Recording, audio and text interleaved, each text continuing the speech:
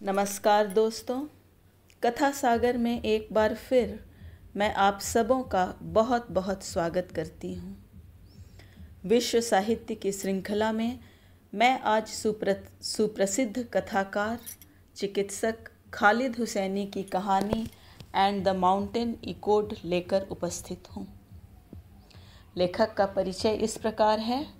खालिद हुसैनी एक अफ़गान अमेरिकी लेखक और चिकित्सक हैं। इन दिनों अमेरिका में रहते हैं। तो प्रस्तुत है कहानी एंड द माउंटेन इकोड और पर्वत गूंज उठे। एंड द माउंटेन इकोड कहानी सिर्फ नायक और नायिका पर ही आधारित नहीं है, बल्कि इसमें भाई बहन, चाचा, मामा, माता पिता, नौकर सभी रिश्तों के बीच के जुड़ाव को बड़े ही भावनात्मक रूप से दर्शाया गया है। मानवीय संबंधों पर आधारित यह पुस्तक शुरू से अंत तक बांधे रखती है। कहानी 1952 में अफ़गानिस्तान के एक गांव शादबाग से शुरू होती है और शादबाग गांव से अफ़गानिस्तान का व्यावसायिक शहर काबुल पहुंचती है। काबुल से पेरिस, काबुल से होकर पेरिस, फिर सैन फ्रांसिस्को और अंत में ग्रीक के एक द्वीप टीनोस पर 2010 में यह कहानी खत्म होती है। शादबाग का रहने वाला सबूर अपनी पहली पत्नी के देहांत के बाद दूसरी शादी परवाना नाम की लड़की से कर लेता है। पहली पत्नी से सबूर के 2 बच्चे 8 वर्षीय अब्दुल्ला और 3 वर्षीय परी होती है, जिनसे सबूर अथाह प्रेम करता है। इधर पिता की दूसरी शादी करने के बाद 8 वर्षीय अब्दुल्ला के मन में यह बात बैठ जाती है कि परी का उसके सिवा इस दुनिया में कोई नहीं है। 8 वर्षीय अब्दुल्ला अपनी छोटी बहन की देखभाल एक माँ की तरह करता है, उसे बहुत मानता है। परी भी सिर्फ उसे ही अपना समझती है। वह अपनी तोतली जुबान में अब्दुल्ला को अबोला अबोला कहकर पुकारती है। सबूर गरीबी से जूझते परिवार को पालने में असमर्थ हो जाता है और अपनी 3 वर्षीय परी को काबुल के निःसंतान रईस व्यापारी सुलेमान वहदीती और उनकी पत्नी नीला वहदीती को गोद दे देता है। भाई की दुलारी बहन उससे बिछड़ जाती है।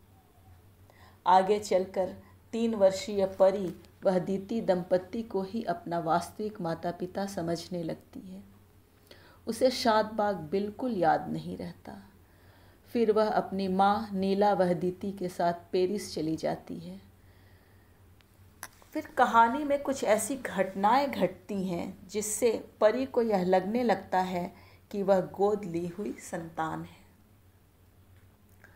दूसरी तरफ अब्दुल्ला अपनी प्यारी परी को कभी नहीं भूला पाता और वह अपनी बेटी में परी को खोजता है और इसलिए अपनी बेटी का नाम भी परी ही रखता है। बेटी परी बड़ी होने पर सोशल साइट्स द्वारा बहन परी को ढूंढ लेती है, लेकिन ऐसा होने तक समय काफ़ी बीत चुका होता है और अब्दुल्ला तब तक वृद्ध हो चुका होता है। उसकी याददाश्त जा चुकी होती है। मतलब जब बहन परी अपने भाई अब्दुल्ला से मिलती है तो अब्दुल्ला की याददाश्त जा चुकी होती है। कहानी बेहद मार्मिक हो जाती है। परी का यह कहना कि मैं वह अभागिन हूँ जो अपना अतीत ही नहीं जानती, मेरी पूरी जिंदगी एक झूठ रही है, अत्यंत भावुक कर जाती है। मिस्टर मार्कोस, जो कि एक अंग्रेज़ हैं और काबुल में तालिबानियों द्वारा किए गए हमले में शिकार लोगों की क्लिनिक चलाते हैं। नबी काका भी इस कहानी के मुख्य पात्र हैं। अब्दुल्ला और परी एक ही डाली के 2 फूल हैं। हालात के शिकार हुए दोनों बिखर जाते हैं, लेकिन अपने जड़ से जुड़े रहने की लालसा दोनों में बनी रहती है।